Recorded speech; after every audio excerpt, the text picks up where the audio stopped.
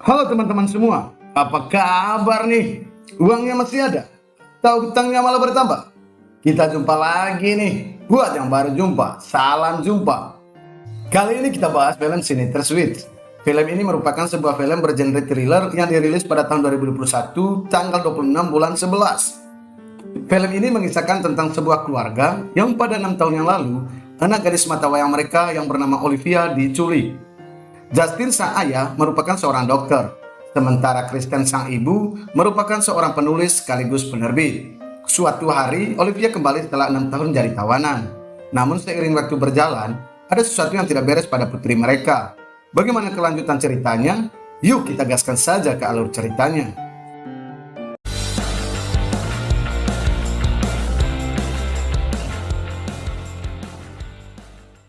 Film diawali dengan seorang gadis muda merangkak keluar dari jendela dan berlari ke hutan bersalju menuju kebebasan.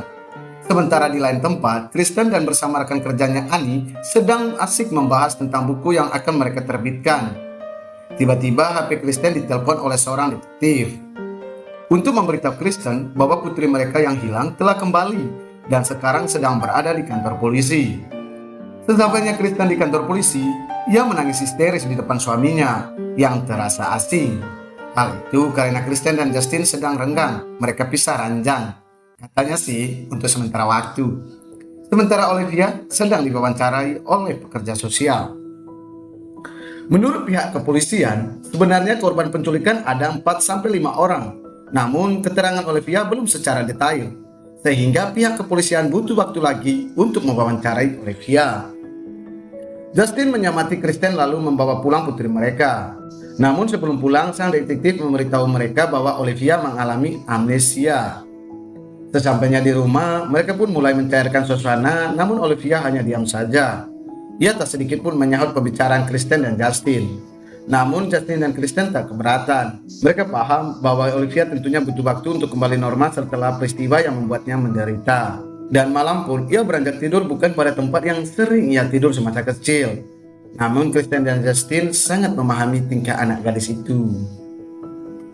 Setelah Olivia tidur, Justin kembali ke rumahnya.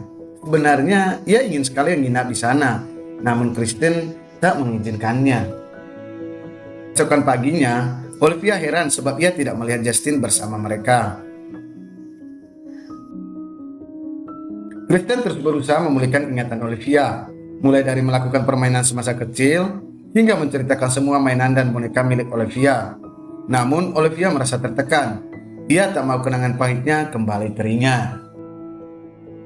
Suatu pagi, ketika Justin meraih lengan Olivia untuk menghentikannya makan udang yang dia alergi tapi lupa, dia ketakutan dan mengunci dirinya di kamarnya. Justin pun meminta maaf atas yang telah terjadi. Semua kembali berjalan normal. Hingga malamnya, Olivia membujuk Justin untuk menginap di sana. Sepertinya dia tahu kalau orang tuanya sedang renggang. Di pagi hari, detektif mendatangi rumah Kristen untuk kembali bertanya pada Olivia terkait keadaan lokasi penampilan penculik, kendaraan yang digunakan penculik. Olivia hanya ingat bahwa ia melalui jalan yang beraspal. Mobil penculik berwarna hitam dan berlumpur.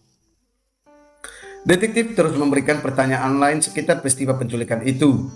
Olivia hanya diam sehingga detektif itu coba membantu ingatan Olivia.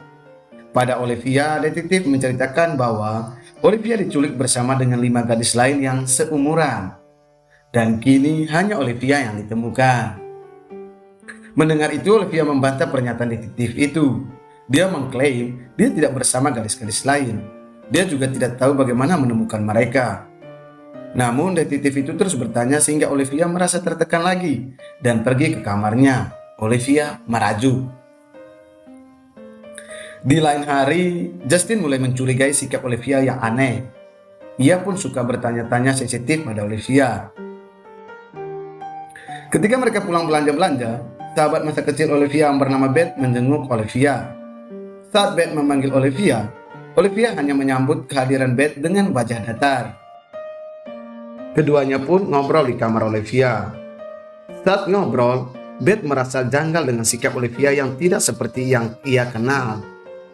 Beth kemudian menunjukkan beberapa hadiah yang diberikan teman-teman sekolah Olivia dulu. Namun Olivia tidak merespon. ia benar-benar lupa dengan teman-teman sekolahnya dulu.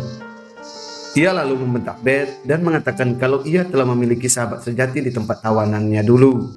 Olivia yang pitam, ia pun memarahi Beth. Beth bergegas pergi. Melihat Beth bergegas keluar dari rumah, Justin mengejarnya. Pada Justin, Beth memberitahu bahwa Olivia yang ada di rumah mereka bukanlah Olivia yang asli. Sebelumnya Justin tidak terlalu memikirkan perkataan Beth. Lalu ia memberitahu Olivia apa yang dikatakan Beth padanya kemarin malam. Olivia marah lagi. Ia pun mencari Beth lalu menghajar Beth hingga babak belur. Olivia tidak kembali ke rumah. Hal ini membuat orang tua Olivia khawatir dan mencarinya. Ternyata Olivia sedang menyendiri di sebuah jembatan yang pada sebelumnya ia memukul Beth. Di sini rupanya Olivia kecewa pada Kristen yang tidak menyayangi dirinya. Ia merasa tidak diperhatikan. Olivia pun histeris. Kristen kemudian memeluk Olivia dan lagi-lagi meminta maaf pada Olivia.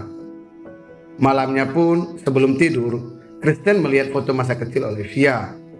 Sepertinya ia mulai curiga kalau Olivia sekarang bukanlah Olivia anak mereka. Di saat bersama, Olivia tiba-tiba berada di pintu kamarnya. Ternyata ia hanya ingin tidur bersama Kristen. Di sini Kristen tidak tenang. Ia merasa bahwa Olivia yang bersama mereka bukanlah Olivia anaknya. Ia yakin. Keesokan harinya pun, Kristen mengajak Olivia mengunjungi tempat favorit Olivia semasa kecil. Di sana, ia mencoba mengarang cerita tentang masa kecil Olivia yang sering bermain bersama Paman Lukas, berlari mengeliling lapangan, dan menceritakan dengan Olivia yang patah. Olivia ini selalu menyahut iya. Kristen pun sadar bahwa wanita yang berada di samping saat itu bukanlah Olivia anaknya. Ia lalu memaksa wanita itu untuk membuka suara. Benar saja, ternyata wanita yang mengaku sebagai Olivia ini adalah Natalia. Dan yang anehnya, Natalia bukanlah salah satu anak yang diculik. Lalu siapakah Natalia ini? Kristen memaksa Natalia untuk memberitahu keberadaan Olivia anaknya sekarang. Natalia tidak peduli. Saat Kristen mencoba menelpon polisi, Natalia memohon. Ia bersedia membantu Kristen dan berharap ia juga akan dirawat oleh Kristen. Pada Kristen, Olivia mengaku tidak memiliki orang tua. Ia hanyalah sebatang kara. Kristen mengiyakan asalkan Olivia selamat. Lalu Natalia membawa Kristen ke tempat tawanan Olivia dan anak lainnya.